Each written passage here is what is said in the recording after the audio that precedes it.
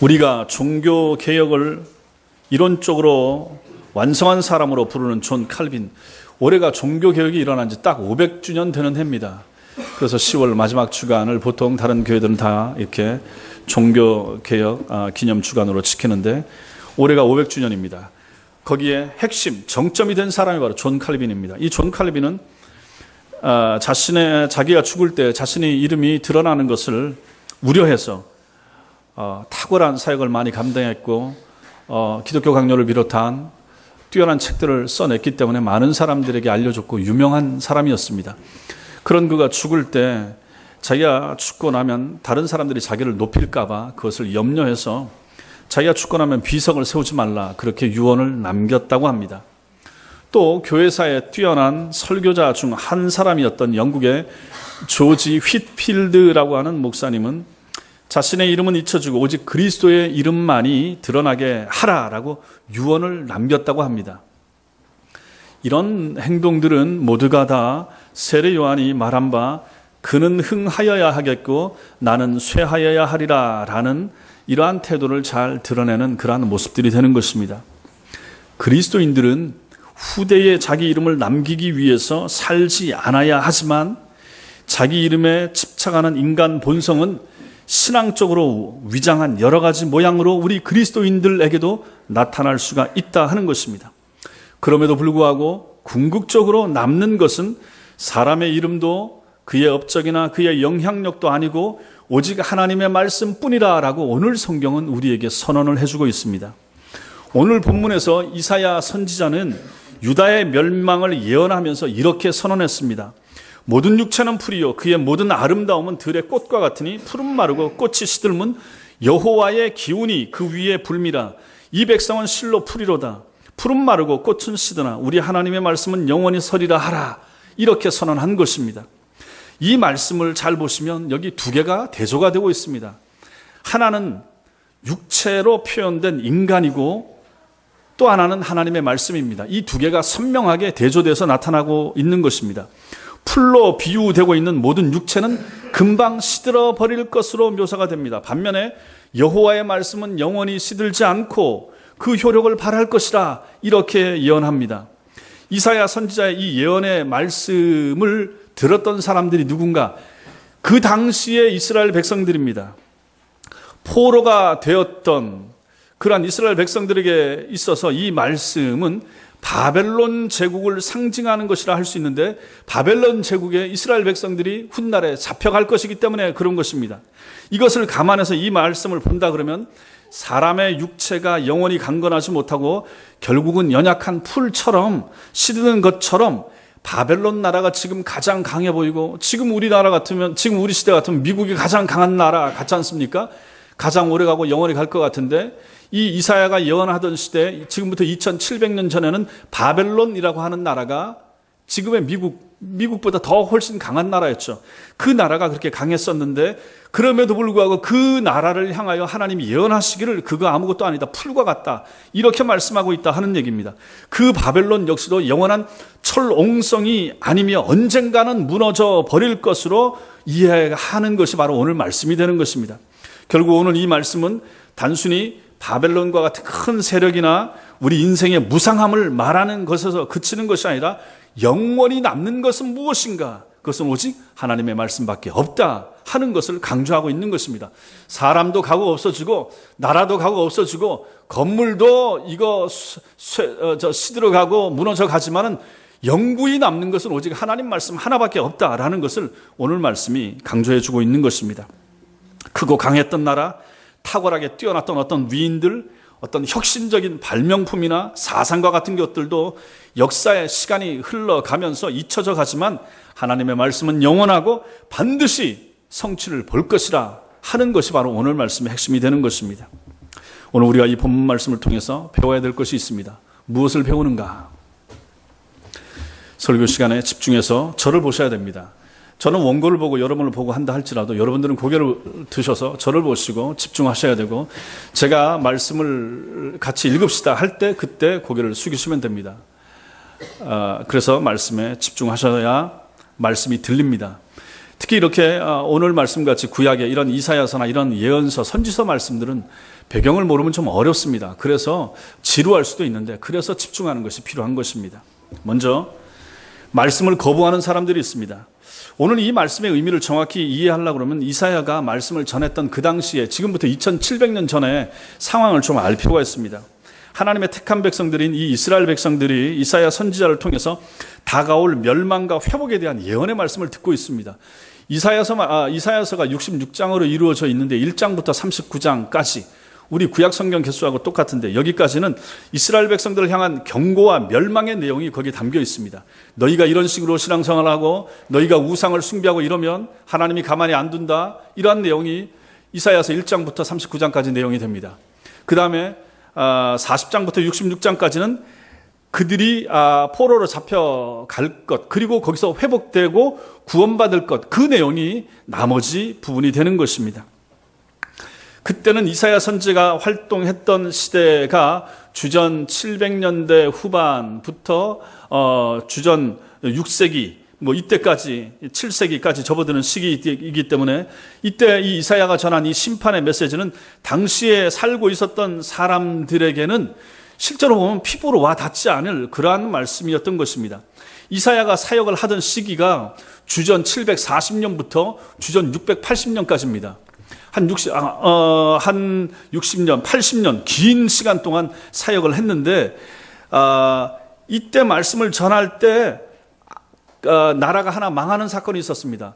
이 이스라엘 나라가 북왕조 이스라엘과 남왕조 유다로 구성되어 있지 않습니까? 그런데 북왕조 이스라엘이 아수르라고 하는 나라에 주전 722년에 망했습니다. 이때는 이사야가 사역을 하고 있을 때입니다. 그런데 너희가 정말로 하나님을 떠나고 우상을 숭배하면 하나님이 심판한다 했는데 그 하나님의 심판이 북왕조 이스라엘에게 나타났던 것입니다. 그게 722년입니다. 이사야가 살아있을 때인 거죠. 자, 그런데 이사야가 말씀을 전하는 오늘 이사야서 40장부터 나머지 말씀까지는 요 북왕조 이스라엘에 해당되는 것이 아닙니다. 남왕조 유다에 해당되는 것입니다. 이 나라는 망할 시점이 주전 586년이에요. 그러니까 지금 이 말씀을 전하고 이 시점을 주전 700년이라고 잡으면 이때로부터 한 100년 이상 더 시간이 지나야 바벨론에 망하고 바벨론으로 포로로 잡혀가고 그 다음에 돌아올 그러한 일들인 것입니다.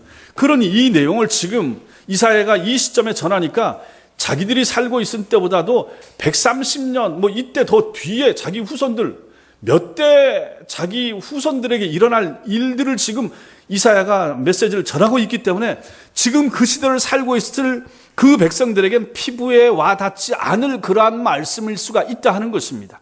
지금 오늘 이 말씀도 바로 그것이라 하는 것이죠. 그래서 이사야서 6장 9절부터 10절까지는 이렇게 말합니다. 여호와께서 이르시되 가서 이 백성에게 이르기를, 여호와 하나님이 이사야에게 말하는 것입니다. 가서 이 백성에게 이르기를 너희는 듣기는 들어도 깨닫지 못할 것이요 보기는 보아도 알지 못하리라 하여, 이렇게 말씀합니다. 그 시대 백성들에게 이사야가 말씀을 전해도 이 사람들은 듣기는 들어도 깨닫지 못하는 거예요. 보기는 보아도 알지 못하는 거예요. 자기 당대에 그 일이 일어난다기보다도 자기들이 살던 때보다 100년 뒤에 일어날 일에 대해서 이사야가 전하고 예언하고 있기 때문에 이 사람들에게는 그것이 피부로 와 닿지 못한다라는 것입니다. 결국 이사야는 그런데 하나님께서는 이사야에게 이 사역을 시킨 거예요. 130년 뒤에 일어날 일에 대해서 지금 그 시대 사람들과 거리가 먼 그들의 조상들에게 이 말씀을 전하라라고 한다는 것입니다. 그러면 어떻게 되겠습니까? 그 사람들이 잘 알아듣겠습니까? 잘 받아들이고 회개하고 정신 차리고 알겠습니다. 내가 정신 바짝 차려서 말씀은 우리 자손들 잘 가르치고 그 자손이 자손 가르치고 해서 이런 일들이 없도록 하겠습니까? 하겠습니다. 이렇게 받아들이겠습니까? 이게 잘 안 된다 하는 얘기입니다. 결국 이사야는 실패가 보장된 사역으로 부름을 받은 그러한 하나님의 선지자였다라는 것입니다. 당장 효과가 있으면 얼마나 좋겠습니까? 그 사람이 누굽니까? 대표적으로 구약의 요나 선지자가 그랬습니다. 요나는 마음이 내키지 않았지만 너는 가서 니느웨 백성들에게 말씀을 전해라. 요나는 니느웨 백성들이 회개하는 것을 싫었지만 하나님이 시켰기 때문에 할 수 없이 가서 전했습니다. 그냥 한 반나절 회개해라 하나님이 심판한다 대충 말씀을 던졌는데 그 사람들이 왕부터 백성에 이르기까지 전부 다 회개하는 역사가 나타납니다. 이렇게 그 사역의 열매가 금방 나타나면 얼마나 좋겠습니까? 그런데 대다수의 구약에 나타났던 선지자들에게는 이러한 열매가 없었습니다. 예레미야도 마찬가지고 이사야도 마찬가지였다라는 것입니다. 하나님께서는 말씀을 떠난 그들을 향해서 돌아오라라고 경고하신 것이지만 그 메시지는 그 당대의 사람들에게는 피부에 와 닿지 않는 말씀으로 들렸다라는 것입니다. 오늘날도 말씀에 대한 이러한 태도를 가진 사람들이 복음을 거부하고 부인하고 말씀에 순종하기를 거절하는 것입니다. 이건 나하고 상관이 없다. 저 바깥에 있는 사람들, 복음 안으로 들어오지 않고 교회 안으로 들어오지 않는 사람들은 성경 말씀을 내게로 주시는 말씀을 안 듣는 것입니다. 나하고 상관없는 말씀이고 그냥 예수쟁이들이나 믿고 교회 다니는 사람들이나 들어라 라는 말씀으로 저들은 듣기 때문에 저들에게는 이 말씀이 지금은 닿지 않는 그런 말씀이 된다라는 것입니다. 교회 밖에 있는 사람들은 그러다 치고, 그럼 교회 안에 있는 사람들 가운데서도 목사의 설교와 여러분들이 가지고 있는 성경책 속에 나와 있는 내용이 내 삶의 지침이 되고 내 영혼의 구원의 게시판이 된다라고 믿고 받아들이고 따르는 사람들이 점점 적어지는 시대를 우리는 살고 있다 하는 것입니다. 그래서 말씀을 안 읽습니다. 설교에 집중을 안 합니다. 안 듣습니다. 설교를 들어도 이해를 하려고 잘 안 합니다. 받아들이려고 하는 자세를 가지고 설교를 안 듣습니다. 주일날 예배를 마치고 나가면서 그날 들은 말씀을 잊어버립니다. 하루만 지나면 잊어버리고 다음 주에 왔을 땐 그 전주에 들었던 말씀이 굉장히 생소하게 느껴지는 그러한 시대를 우리가 살고 있다 하는 것입니다. 이것은 비정상적인 신앙인의 모습이라고 하는 거죠. 그리고 교회 안에 있는 사람들 중에도 설교나 하나님의 말씀을 당장의 피로를 위한, 당장의 어떤 위로, 내가 힘드니까 이 말씀이 위로가 되면 좋겠다, 아니면 뭐 어려우니까 이 말씀 가운데서 무슨 위로될 말씀을 찾고자 한다라든지, 아프니까 이 말씀을 통해서 읽고 누가 기도해 주면 낫으면 좋겠다, 당장 우리에게 필요한 말씀으로만 받아들이려고 그러고 신앙생활을 그러한 용도로만 하려고 하는 사람들이 오늘날 교회 안에 실제로는 넘쳐나는 것입니다. 그런 사람들 귀에는 설교가, 말씀이 제대로 안 들리는 것이죠. 그러나 모든 하나님의 말씀은 지금의 나를 위한, 내게 주신 말씀으로 들어야만 하고, 그럴 때 말씀의 능력을 체험할 수가 있게 되는 것입니다. 구약의 말씀이든지 신약의 말씀이든지, 말씀이 좀 어렵게 느껴지든지 아니면 요한복음이나 마태복음과 같이 좀 쉽게 느껴지든지, 그 모든 말씀은 다 저를 위해서, 여러분들을 위해서 하나님이 기록해서 주신 말씀으로 받으셔야 된다라는 말씀입니다. 그럴 때 여러분 영혼에 유익이 있고 여러분 영혼이 살아나는 것입니다. 오늘 이 말씀은 그 당시의 사람들에게는 거부가 되었던 말씀이라는 것입니다. 안 들으려고 했던 거죠. 그리고 피부로 와 닿지 않고 그랬다라는 것이죠. 우리는 이래서는 되지 않는다. 두 번째로 오늘 말씀을 통해서 우리가 배우게 되는 것은 영혼의 관점을 가지는 사람들이 되어야 된다라는 것입니다. 여러분 보십시오. 대부분의 오늘날 사람들은 오늘 삽니다. 오늘 살고 내일 살고 10월달을 살고 올해를 살고 앞날에 대한 계획을 길게 잡지는 않습니다. 길게 잡으면 3년, 5년 기업 하신다든지 이런 분들은 뭐 이렇게 하겠죠. 아니면 학교를 가르치는 학교들이나 뭐 이런 분들 같으면 장래 아이들을 키우기 위해서 30년 후를 만약 내다본다든지 그렇게 하겠지만, 대다수의 사람들은 그저 오늘 하루 살고 이번 달 살기에 급급한 그러한 실정이라는 것입니다. 그래서 먼 시점을 내다보는 그러한 시각을 가진 사람들을 찾기가 쉽지가 않습니다. 그래서 사람들은 젊었을 때 혹은 살아있을 때 무언가를 좀 이루고 싶어 합니다. 그런데 모든 하나님의 백성들은 이렇게 살아서는 안 된다라고 성경은 말합니다. 성도들은 영원의 관점을 가지고 살도록 부름을 받았습니다. 영원이라고 하는 관점을 보라 라고 하나님은 우리에게 그렇게 말씀하신다라는 것입니다. 신자들은 내 살아있을 당대, 내 인생 60년, 내 인생 80년 이것만 살도록 부름받은 것이 아니고 그 너머의 세상, 그리고 천국까지 이어질 그 영원한 세상에 대한 관점, 눈을 가지고 거기까지 내다보면서 살라고 부름받은 사람들이 바로 여러분과 저라라는 것입니다. 영원의 관점을 가지고 변함없는 하나님의 말씀을 기준으로 삼고 그 말씀 속에서 힘을 얻고 그 말씀의 흔적을 가지도록 부름을 받은 사람들, 그 사람들이 바로 성도들이라는 것입니다. 하나님의 말씀이 영원의 관점을 가진다라고 하는 것은 그 말씀이 당장 우리의 삶과는 그런 관계가 없다는 말씀이냐? 그것은 아닙니다. 하나님의 말씀을 하나님의 말씀으로 듣는 사람에게 그 말씀은 언제나 현재의 삶을 위한 말씀이 되고 현재의 위로가 되는 것이고 현재의 능력이 되는 것입니다. 이것은 틀림없습니다. 그래서 신명기 8장 3절은 이렇게 말합니다. 사람이 떡으로만 사는 것이 아니요 여호와의 입에서 나오는 모든 말씀으로 산다. 틀림없는 말씀 아닙니까? 예수님도 이 말씀을 인용을 하셨죠. 사람이 떡으로 사는 거 아닙니다. 여러분과 제가 밥만 먹고 사는 것이 아니라라는 것입니다. 밥도 필요하지만 정작 더 본질적으로 우리 영혼에 필요하고 유익한 것은 하나님의 말씀이라는 것입니다. 그러므로 우리가 하나님의 말씀을 얼마나 잘, 얼마나 규칙적으로, 얼마나 열심히, 얼마나 뜨겁게 잘 먹어야 되는가를 이 말씀을 통해서도 깨닫게 되는 것입니다. 우리가 맛있는 거 좋아하잖아요. 맛집 찾아가는 거 좋아하지 않습니까? 그보다 더 좋아해야 될 것이 무엇입니까?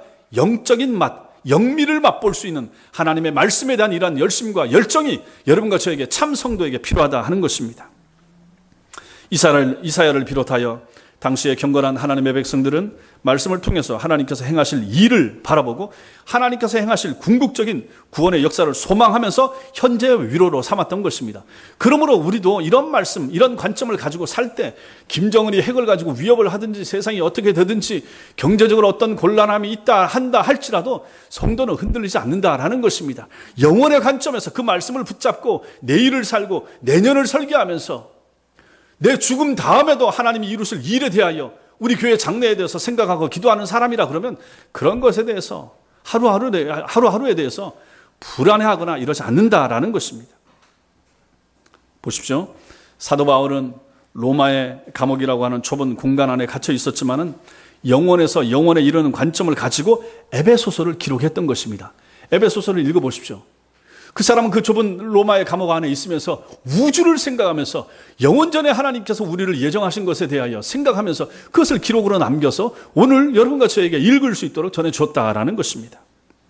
창세전에 하나님께서 자기 백성을 택하셨을 뿐만 아니라 만물을 예수 그리스도의 발 아래 복종하게 하시고 그리스도를 만물 위의 교회의 머리로 삼으실 그 영광의 날을 바라보았다라는 것입니다. 이 관점은 바울로 하여금 자기의 명예나 자기의 업적이나 이 세상에서의 아름다움을 추구하지 않고 하나님의 말씀 곧 복음을 전하고 사는 일에 자신을 온전히 헌신할 수 있도록 만들어줬던 것입니다. 이런 관점이 있으니까 자기가 어떻게 살든지 거기에는 관심이 없었다 하는 것입니다. 이 복음이 아름답게 전해지는 것에만 마음을 썼던 거죠.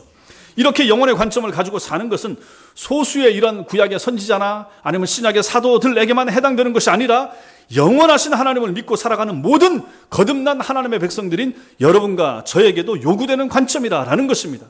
하나님이 여러분과 저에게 이것을 원하시는 것입니다.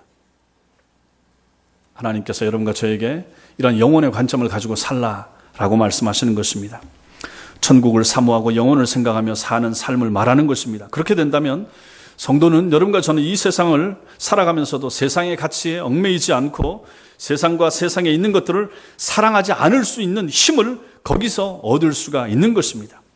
말씀을 바르게 배우고 믿으면 그 속에서 우리는 이런 영혼을 내다볼 수 있는 힘, 영혼을 내다볼 수 있는 눈을 우리는 가지게 되는 것입니다. 안경은 우리로 하여금 편하게 하고 시력을 밝게 해줍니다. 정작 필요한 안경은 영혼을 볼 수 있는 안경이 되는 것입니다. 그것을 볼 수 있을 때 우리는 정말로 하나님 앞에서 능력 있는 성도로 살아갈 수 있게 될 것입니다.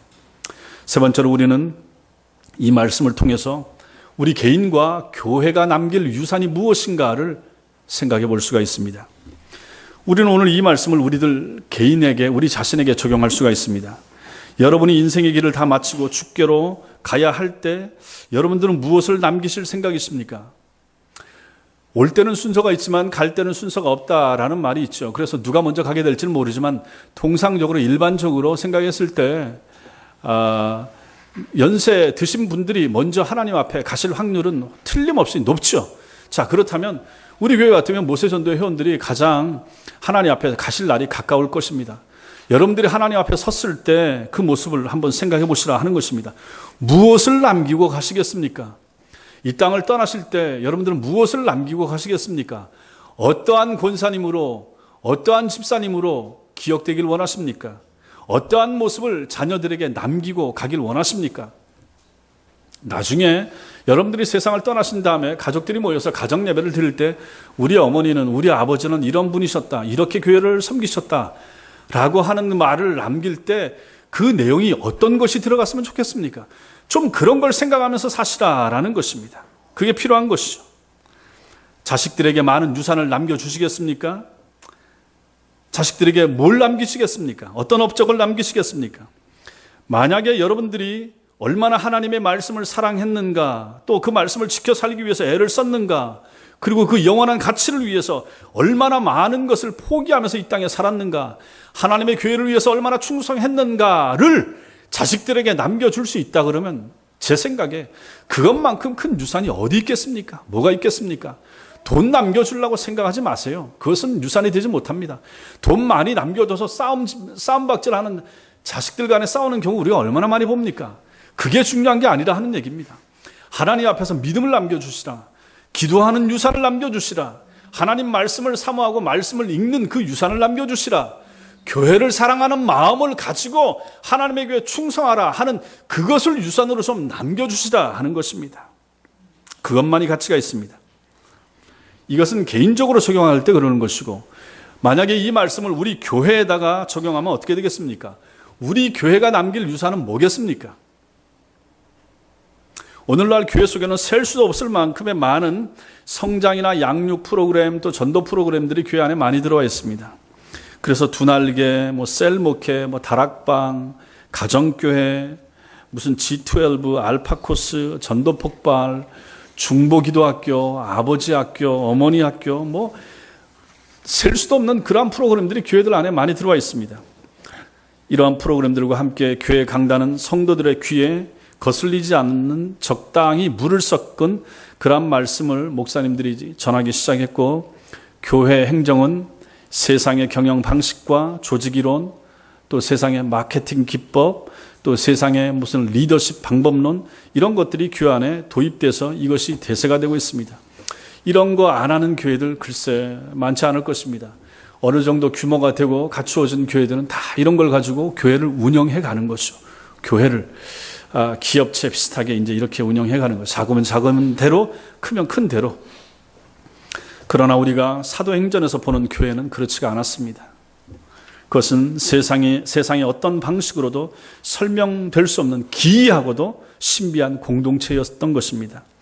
어떠한 탁월한 리더가 아니라 하나님의 말씀이 중심이 되었으며, 어떤 뛰어난 프로그램이 아닌 하나님의 말씀이 이끄는 공동체, 그것이 바로 사도행전에 나타나는 초대교회의 모습이었던 것입니다. 아시는 대로 그들의 리더가 누굽니까? 베드로, 야고보, 요한, 이 사람들을 다 누굽니까? 전직 갈릴리 어부들 아닙니까? 서민층에 속한 참 그 당시 기준으로 보더라도 별 보잘것없는 사람들이었습니다. 그러나 그 사도들은 하나님의 말씀을 가르치고 기도하는 일에 전념했습니다. 기도하고 말씀 전하는 일에 그 당시의 사도들은 전념했습니다. 오늘날 목사님들하고 달랐습니다. 오늘날 목사님들은 참 많이 분주하고 바쁜데, 그 당시의 사도들, 예수께로부터 직접 가르침을 받았던 사람들은 그렇지 않았습니다. 온 교회 성도들은 사도들의 가르침을 받아서 그 말씀 안에서 교제하고 기도했습니다. 그 말씀을 잘 배우려고 애를 썼습니다. 그 말씀 붙잡고 모이고 기도하고 교제를 했다라는 것입니다. 진리의 성령님께서는 그 말씀 가운데서 역사하셔서 은혜를 베푸시는 방식으로 신비롭게 하나님의 교회를, 그 초대교회를, 그 예루살렘 교회를, 그 안디옥 교회를 그렇게 세워가셨다 하는 것입니다. 여기서 저를 비롯한 목사님들이 흔히 가질 수 있는 착각이 있습니다. 그것은 목사가 교회를 떠날 때, 목사가 세상을 떠날 때, 만약에 교회를 그 목사가 개척을 해서 세웠다 그러면 그 목사가 교회를 남긴다, 이렇게 생각을 하는 것입니다. 하지만 제 경험만이 아니라 성경과 역사, 그리고 우리 당대의 많은 사건들을 통해서 이것은 착각이라 하는 것을 쉽게 알 수가 있습니다. 목사나 성도가 남기는 것은 교회가 아니라 하는 것이죠. 훌륭한 목사님, 훌륭한 목회자들이 남긴 것은 교회가 아니었습니다. 20세기 최고의 설교자로 칭송을 받는 영국의 마틴 로이드 존스라고 하는 목사님이 계십니다. 그분이 영국 런던에 있는 웨스트민스터 채플을 30년 목회하고 은퇴한 후에 그 교회는 예전과 같이 탁월하고 뛰어난 교회의 모습을 회복하지 못하고 있습니다. 지금 굳이 다른 교회 예를 들어서 하지만은 서초동에 있는 사랑의 교회가 옛날 전임 목사님이 소망했던 그러한 교회의 모습은 아니라 하는 것은 이 땅에 있는 많은 성도와 또 불신자들까지도 생각하고 있는 것입니다. 그 전임 목사님이 생각했던 교회의 모습하고는 많이 달라진 모습이 되는 것입니다. 신약 성경에 기록된 초대 교회들을 보십시오. 그 초대 교회들, 그 교회들은 사도들의 손길이 닿았던 교회들이었습니다. 사도들이 직접 목회했습니다. 바울이 또 디모데가 이런 탁월한 하나님의 사람들이 목회했던 그러한 교회들이었다. 그럼에도 불구하고 사도들이 떠난 다음에, 세상을 떠난 다음에 오랜 세월을 버티지 못했습니다. 성경과 역사의 교훈이 이럼에도 불구하고 목회자가 교회를 남긴다라는 생각을 한다 그러면 그것은 인본주의적인 착각입니다. 다른 말로 하면 이것은 신앙으로 포장된 탐심입니다. 신앙으로 포장된 탐심이 목회자들에게도 있고 성도들에게도 있습니다. 열심히 하고 크고 좋고 화려한 거 하나님께 바치면 하나님이 좋아하시고 하나님이 기쁘게 받으신다라고 가르치고 여러분들은 배워왔고 또 그렇게 따라가는 것이 이 시대의 교회의 많은 모습이라는 것입니다. 오늘날 이런 탐심은 다양한 모습으로 목사님들만이 아니라 많은 교인들의 열심 내면 무조건 다 신앙적으로 다 좋은 것처럼, 그러나 이것이 잘못된 것이고 착각이라 하는 것입니다. 그 결과가 무엇인가? 오늘날 한국교회의 타락으로 이어지고 있다라는 것입니다. 만일 생각을 해보십시오. 만일 사도나 목사들이 남겨야 할 유산이 교회였다 그러면 그들 중 아무도 주님 앞에서 칭찬이나 인정을 받지 못할 것이 분명합니다. 왜냐하면 교회가 남아있지 않기 때문에 그런 것입니다. 사도들이 세운 교회 다 어디 있습니까? 요한계시록에 나오는 그 7교회 다 어디 갔습니까? 지금 전부 다 터키 지역에 있고 이슬람이 점령하고 있으며 그때 전부 다 유적들만 남아있어서 지금 성지순례 가면 여기가 에베소 교회 터였네, 여기가 고린도 교회가 여기에 있었네, 그것만 보고 있지 그 교회와 그 나머지 그것들 다 어디 있습니까? 없다 하는 것입니다. 그러면 그 교회를 목회했던 목회자를 책망할 것입니까? 바울이 목회를 잘못했다고 말할 것입니까? 요한이 에베소 교회에 있었는데 요한이 잘못 가르쳤네 이렇게 말할 것입니까? 아니라 하는 것입니다. 그래서 성도 여러분, 신앙생활을 하시는데 생각을 하면서 신앙생활을 하시라. 제가 누누이 말씀드립니다. 목사가 말한다고 해서 다 맞는 말만 하지 않잖아요. 목사가 바르게 설교를 해도 그 설교를 가지고 과연 그러한가, 베레아 사람들처럼 좀 생각하면서 고민하면서 그리고 동의가 되면 아멘 하시고 하시라라는 얘기입니다. 그래서 저는 우리 교회에서 아멘 하는 거 제가 별로 원치 않고 좋아하지 않잖아요. 아멘 하시면 속으로 하셔도 좋습니다. 예, 겉으로 해도 됩니다. 해도 되지만 너무 심하게 자주 하고 하는 것은 원치 않습니다. 아멘은 정말로 우러나와서 정말로 동의가 될 때 그때 하는 것입니다. 그러면 여러분과 저가 섬기는 우리 열린문 교회가 남길 수 있는 유산은 무엇입니까? 오늘 본문에서 말씀하고 있듯이 당연히 하나님의 말씀이 우리 교회가 남길 유산이 되는 것입니다. 하나님의 말씀만이 우리 교회가 남길 유산이 되는 것입니다. 우리 교회가 이 땅에 존재하는 이유는 하나님의 말씀을 우리 자신뿐만 아니라 이 세상에, 이 세상도 아니죠. 이 서창동 지역에 크게 말할 필요는 없습니다. 이 지역에, 우리 교회가 몸담고 있는 이 지역에 바른 하나님의 말씀을 전하기 위한 그 목적, 그 사명, 그것이 바로 여러분과 제가 받은 우리 교회의 사명이라는 것입니다. 조금 전에 제가 예를 들었던 영국의 로이드 존스 목사님이 영국에서 돌아가신 때가 1981년입니다. 그 지금 저는 막 이제 그때 중학교 2학년 때 교회를 나가기 시작한 시점이었고, 신학교 가서야 저는 그 로이드 존스 목사님의 설교집, 그분에 대해서 듣게 되고 그분의 책을 읽게 됐습니다. 그리고 그 책의 영향을 지금도 받고 있습니다. 지금도 제가 제 목회에서 가장 중요한 책으로 꼽는 책이 그분의 목사와 설교라고 하는 책입니다.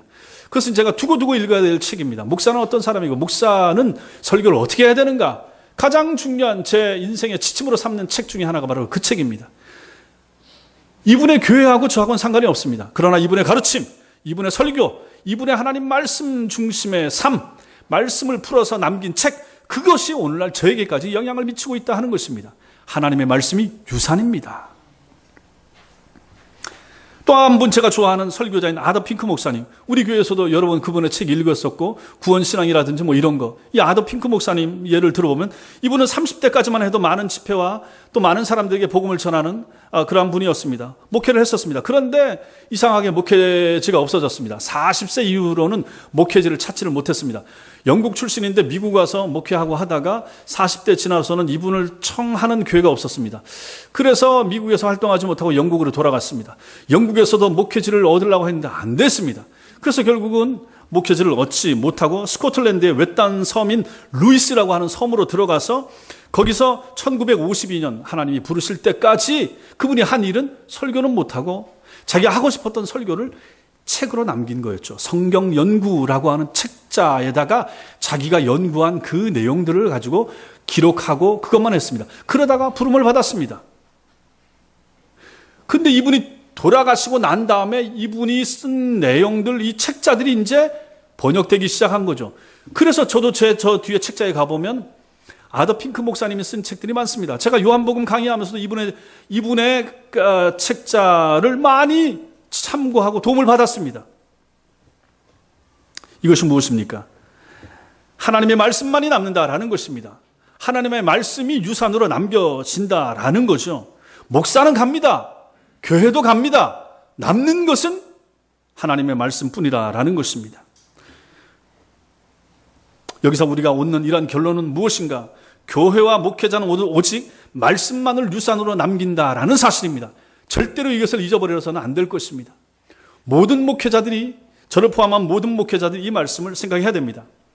우리가 어떤 교회가 도입한 프로그램, 아니면 어떤 교회나 어떤 목사님이 세운 교회 건물, 아니면 어떤 목사님이 세운 어떤 기독교 재단이나 어떤 교회가 세운 무슨 북한 돕기 위한 무슨 일들, 이런 것들이 교회나 목회자가 남길, 그리고 하나님 앞에서 기록될 아름다운 유산은 결코 아니라라는 것이 성경과 교회 역사가 우리에게 가르쳐주는 교훈이 된다라는 것입니다. 우리가 남길 것, 그리고 오늘 우리가 읽었던 이 이사야서 말씀이 주장하는 것이 무엇인가? 남는 것은 오직 하나님 말씀만 남는다라는 것입니다. 제가 설교하면 그 말씀이 여러분에게 남는 것입니다.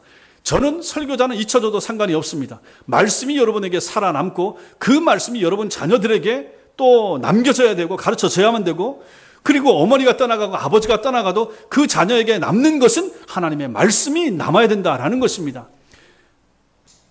그러면 이 말씀이 얼마나 중요합니까?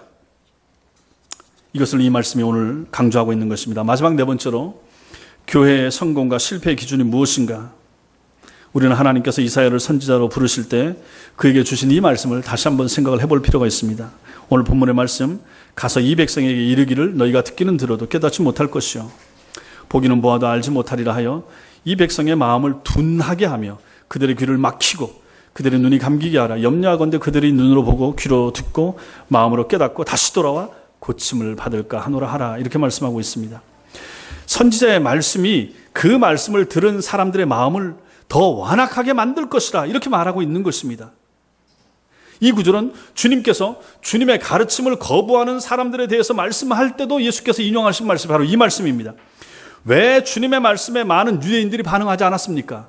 예수께서 말씀을 하늘의 말씀을 산상수훈과 같은 보배로운 말씀을 전했는데 그 말씀을 들은 많은 사람들은 주님 앞에 돌아오고 회개하기도 했지만 더 많은 사람들은 어떻게 됐습니까? 마음이 더 강팍해지고 더 완악해지고 저놈 죽여야 되겠다라고 하는 생각이 더 굳어지게 됐다라는 것입니다. 왜 그렇게 됐는가?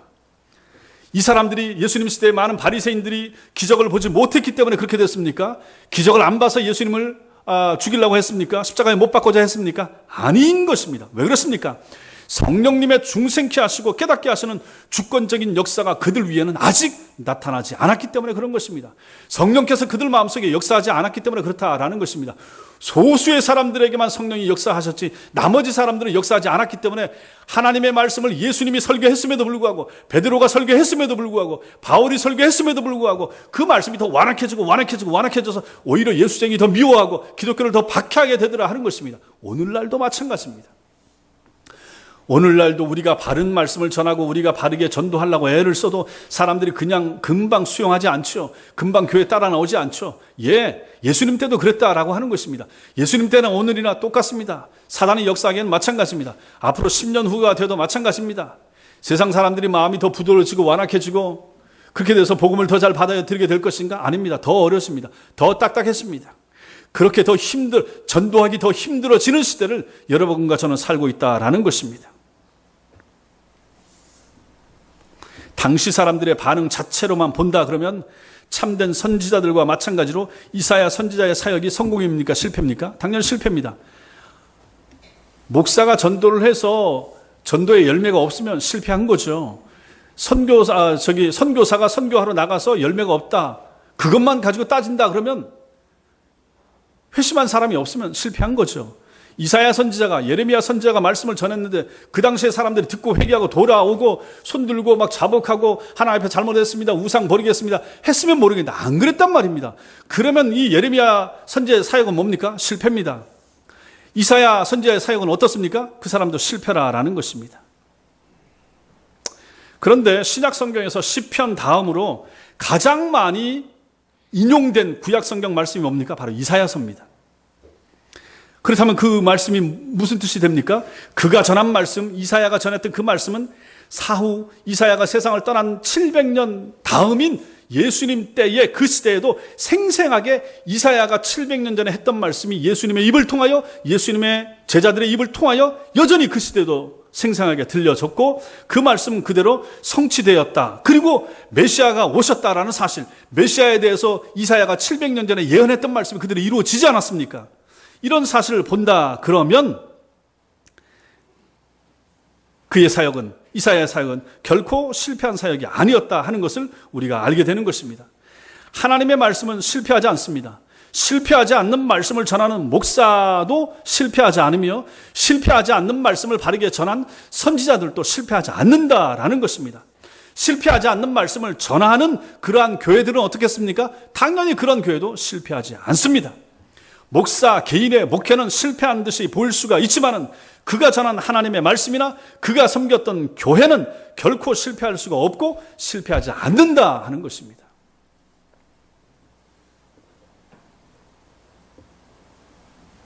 그러므로 사람의 숫자를 가지고 성공했다 실패했다 말해서는 안 되는 시대를 우리는 살고 있는 것입니다. 저 자신도 마찬가지고 여러분도 마찬가지입니다. 작은 교회면 어떻고 중형 교회면 어떻고 상가 교회면 어떻습니까? 그 교회가 어떤 교회인가? 그 교회 강단에서 전하는 말씀이 어떤 말씀인가? 그 말씀을 듣는 성도가 어떤가? 그 말씀을 듣고 나서 그들은 어떤 마음을 가지고 세상을 살고 있는가? 그 말씀을 들은 그들의 영혼을 바라보는 관점은 어떤가?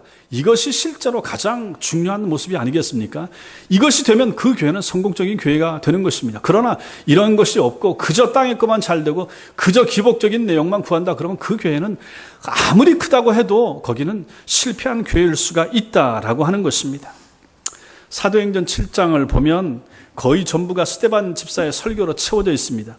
아브라함과 모세와 다윗에 이르는 구약의 역사를 더듬으면서 전한 강력한 스데반 집사의 설교는 둘러선 많은 사람들의 가슴에 비수처럼 꽂힌 생명의 말씀이었습니다. 그러나 그의 설교를 들은 사람들의 반응은 어떻게 했습니까? 그를 성 밖으로 끌어내서 돌로 쳤습니다. 스데반은 회개를 외친 지극히 성경적인 설교를 하고도 돌에 맞아서 순교를 당했다라는 것입니다. 그의 사역과 설교는 아무런 열매 없이 마친 것 같습니다. 그러나 우리 성경은 그의 죽음을 기록하기를 그렇게 기록하지 않고 있습니다. 우리 성경 찾아보겠습니다. 사도행전 7장.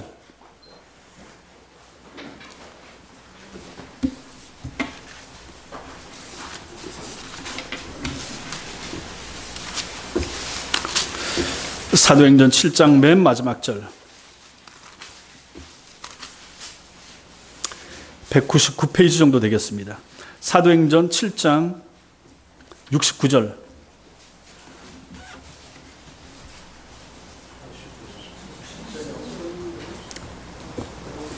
60절 예.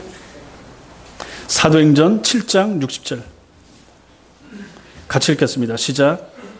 무릎을 꿇고 크게 불러 이르되 주여 이 죄를 그들에게 돌리지 마옵소서. 이 말을 하고 자니라. 8장 1절 시작. 사울은 그가 죽임당함을 마땅히 여기더라. 예. 여기 스데반이 죽는 것으로 마지막에 끝나죠. 그의 죽음을 기록한 이 7장 60절 다음 절인 사도행전 8장 1절에 나타나는 한 사람의 이름, 우리가 너무너무 잘 아는 사람 사울, 나중에 바울이 된 사람, 바로 이 사람입니다. 이 죄를 그들에게 돌리지 마옵소서, 이 죄를 그들에게 돌리지 마옵소서라고 60절에서 그렇게 기도하고 스데반이 순교했죠. 그 마지막 기도가 응답이 된 것입니다. 그 기도가 누구에게 응답이 됐는가? 그 다음 절에 나타나는 바로 그 사람 사울, 바울에게 응답이 된 것으로 우리는 볼 수가 있다. 그래서 그가 신학교회와 후대의 교회를 위해서 크게 쓰임받는 결정적인 계기, 이 마지막 스데반이 죽는 순간에 저 사람 죽어서 싸다라고 증인으로 참석했지만 그 스데반의 기도가 그 사람 사울의 영혼을 사로잡았다라는 것입니다. 그렇다면 스데반은 그의 사역은 성공입니까? 실패입니까? 당연히 그의 사역은 성공인 것입니다. 그러므로 교회 성패를 가늠하는 성경적인 잣대는 하나님의 말씀이 순전하고 열정적으로 전해지고 있는가, 이것이 될 뿐이라는 것입니다. 순전한 말씀이 매주일 강단에서 흘러나와서 성도들의 영혼을 적시고 있는가, 있는 한 그 교회가 개척교회든지 상가교회든지 비스많은 교회든지 무관하게 그 교회는 성공적인 교회라는 것입니다. 제가 말씀을 바르게 전하는 한, 여러분들이 그 말씀을 바르게 잘 받는 한 우리 교회는 좋은 교회고 아름다운 교회고 성공적인 교회가 될 수밖에 없다라는 것입니다. 세상은 어떻게 평가를 하든지 그건 상관이 없습니다. 주님이 평가하는 주님의 기준이 중요하다 하는 것입니다. 믿으십니까? 사랑하는 성도 여러분, 하나님은 2주 전에 우리에게 4층의 이 모든 공간을 우리의 이름으로 소유할 수 있도록 하나님이 허락을 해 주셨습니다.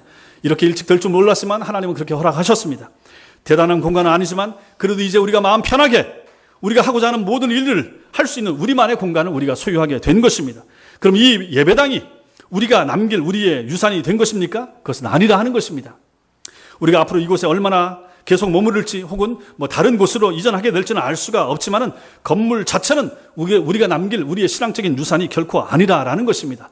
그러므로 건물에다가 투자하거나 할 필요가 없다 하는 것입니다. 하나님이 허락하시면 우리가 땅을 사든지 우리가 작은 우리의 건물을 새로 짓든지 하겠지만 그럼에도 불구하고 그 건물 자체가 우리 열린문 교회가 남길 우리만의 자랑이요 우리의 유산은 아니다 하는 것입니다. 사도행전 20장 32절에 보면 사도 바울은 자신이 목회했던 에베소 교회 장로들과 헤어지면서 그 교회를 이렇게 말하고 있습니다.